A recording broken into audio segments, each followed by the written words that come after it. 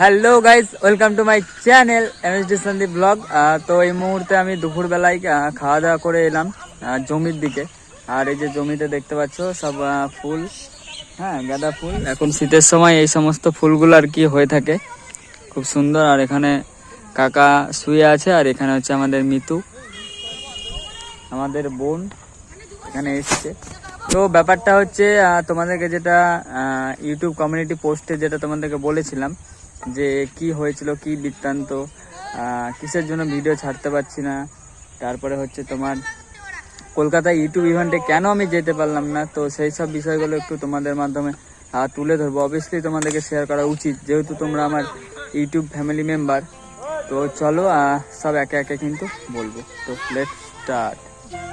So guys, ব্যাপারটা যেটা তোমাদেরকে যেটা বলার কথা, যেহেতু তোমরা হচ্ছে আমার ইউটিউব ফ্যামিলি মেম্বারদেরকে কিন্তু বলাটা কিন্তু অত্যন্ত প্রয়োজন। মানে কিসের জন্য আমি তোমাদেরকে ভিডিও দিতে পারছি না এবং কেনই বা আমি কলকাতা ইউটিউব ইভেন্টে যেতে পারলাম না।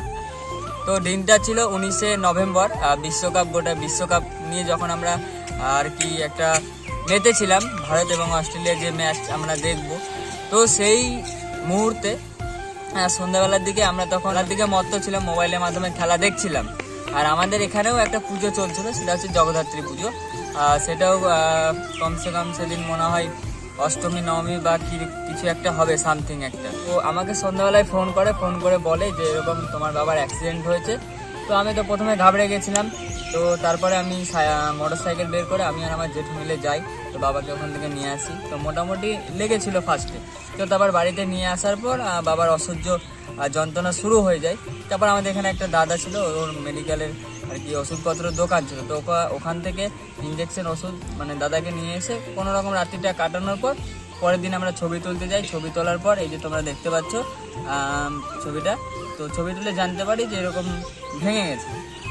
তো তারপরে আমরা স্নান টান করে খাওয়া দাওয়া করার পর তো আমার দাদাকে আমি কল করি, তো এরকম কোনো অর্থোপেডিক ডাক্তার যদি থাকে তো ইমিডিয়েটলি আমাকে সেটা বলো। তো আমি বাবা মা মানে বাবা আমি আর হচ্ছে মা, আমি গাড়িতে করে যাই আর কি ওখানে। তো গিয়ে ডাক্তারবাবুর সাথে কথাবার্তা বলি। তো ডাক্তারবাবু বলে যে এই ব্যাপার, এটা খুব ক্রিটিক্যালভাবে ভেঙে গেছে, তো এটা মিনিমাম অ্যামাউন্ট মোটামুটি 25,000 টাকা লাগবে, এরকম কিছু একটা বলেছিল। তো তারপরে ঘাবড়ে গেলাম। তো আমরা বললাম ঠিক আছে, আমরা 20 হলে আমরা করব। তো বললাম যে ঠিক আছে, আমরা বাড়ি গিয়ে জানাচ্ছি। তারপর আমাদের এখানে একটা দাদা ছিল, তো সেই দাদা, নাম নিচ্ছি না, তো সেই দাদাকে আমি বলি যে দাদা আমাকে বললো হোয়াটসঅ্যাপের মাধ্যমে ছবিটা তুলে আমাকে পাঠাতে। তো বললো ঠিক আছে, সেরকম ডাক্তার আছে, ভালো ডাক্তার আছে, তুই তাহলে তাড়াতাড়ি খুব শিগগিরই হচ্ছে নার্সিংহোমে ভর্তি করে দেয়। আমাদের এখানে কাছে একটা নার্সিংহোম ছিল, মানে আমার বাড়ি থেকে খুব যে হলে 15 কিলোমিটারের ডিস্টেন্স। তো বললো যে ঠিক আছে 21-এর মধ্যে হয়ে যাবে, কোনো চাপ নেই। বললাম ঠিক আছে, তাহলে ওখানেই হয়ে যাক। তো আমি এটাও ভেবেছিলাম যে আমার যেহেতু আগা পিছা কোনো লোকজন নেই, আমাকেই যেটা করতে হবে সেটা আমাকেই মানে করতে হবে।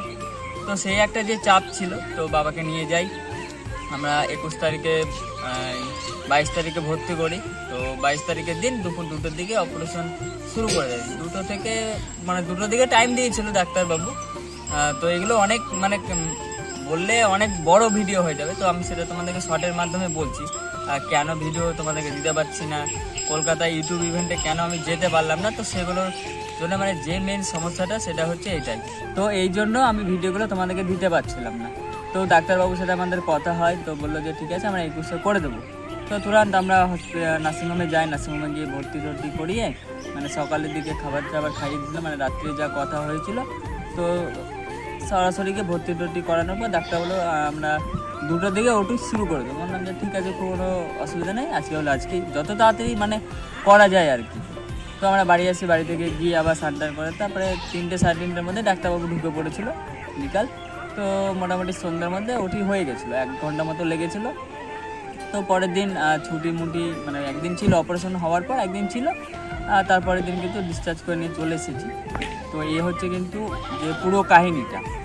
আর এখন আপাতত সুস্থ আছে, মোটামুটি 1 মাস 10-20 দিন মতো হয়ে গেছে। আর এটাই হচ্ছিল মানে মেন যে কারণ, মানে বাড়ির ফ্যামিলি যদি কিছু হয় একটা অবভিয়াসলি একটা মানে কঠিন একটা ব্যাপার হয়ে থাকে, মানে কোনো কিছু আর কি ভালো লাগছিল না, এই জন্য ভিডিওগুলো তোমাদেরকে দিতে পারছিলাম না। আর তার থেকে আরেকটা যে রিজন, যে ব্যাপারটা হচ্ছে ইউটিউব যে ইভেন্টটা ছিল সেটা কিন্তু কলকাতা সাউথ সিটি মলে সেটা ছিল। তো আমাদের এটা অনেক আগে থেকে আমাদের মানে আমরা যাব, মানে আমাদের জিয়াগঞ্জ থেকে 4 জন মতো আমরা যাব, এরকম আমাদের কিন্তু কথা ছিল। এরকম একটা অ্যাক্সিডেন্ট ঘটে যাওয়ার পর আর কি ভালো লাগে। তো এই যে তোমরা দেখতে পাচ্ছ ইমেলটা, আমাদের বঙ্গাইদা, তারপরে ওয়ান্ডার মুন্না, আরও সকলে কিন্তু সেখানে উপস্থিত ছিল। তো আমার যদি ভাগ্যে থাকতো তো তোমাদেরকে কিন্তু সেটা আমি দেখাতাম, বা আমারও যাওয়ার কিন্তু ইচ্ছা ছিল। বাট 24 তারিখে ডিসচার্জ করে বাবাকে যখন ছুটি করে নিয়ে এলাম, মানে 25 তারিখে কিন্তু হচ্ছে সেই ইভেন্টটা। মানে আমি যদি সকাল 5টার ট্রেনটাও ধরি তাহলে 10টার দিকে কিন্তু ওখানে মানে আর কি চেক আউট হবে। মানে আমি 10টার দিকেও কিন্তু পৌঁছাতে পারবো না, মানে আমাকে আগের দিন গিয়ে ওখানে গিয়ে থাকতে হবে রুম টুম নিয়ে, কারণ চেক আউট না করলে তো আমাকে ঢুকতে দেবে না। আর তোমরা কিন্তু আরও যে সমস্ত ক্রিয়েটাররা আছে তাদের কিন্তু ভিডিও দেখেছো। তো এটাই ছিল মেন কারণ, যেহেতু তোমরা আমার ইউটিউব ফ্যামিলি মেম্বার, তো তোমাদেরকেও কিন্তু অবশ্যই সেটা জানানো আমার প্রয়োজন। তো এটাই ছিল মেন আর কি কারণ।